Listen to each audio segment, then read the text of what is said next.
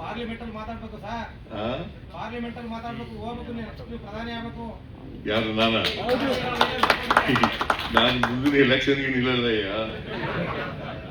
ಆದ್ರೆ ಸಕ್ರಿಯ ರಾಜಕಾರಣದಲ್ಲಿ ಇರ್ತೀನಿ, ಆದ್ರೆ ಸಕ್ರಿಯ ರಾಜಕಾರಣದಲ್ಲಿ ಇರ್ತೀನಿ, ಆದ್ರೆ ಸಕ್ರಿಯ ರಾಜಕಾರಣದಲ್ಲಿ ಇರ್ತೀನಿ.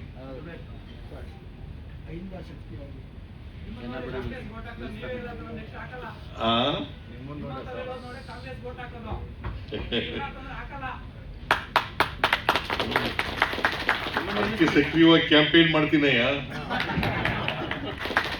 ಅದಕ್ಕೆ ಸಕ್ರಿಯವಾಗಿ ಕ್ಯಾಂಪೇನ್ ಮಾಡ್ತೀನಯ್ಯ, ಅದಕ್ಕೆ ಸಕ್ರಿಯವಾಗಿ ಕ್ಯಾಂಪೇನ್ ಮಾಡ್ತೀನಯ್ಯ. ಈಗ ನನಗೆ 80ನೇ ವರ್ಷಕ್ಕೆ ಕಾಲಿಟ್ಟಿದ್ದೀನಿ ನಾನು.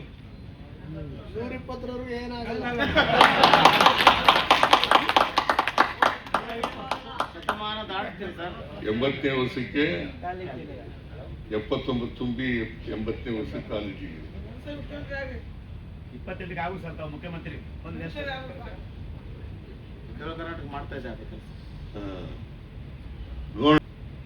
ನೋಡೋಣ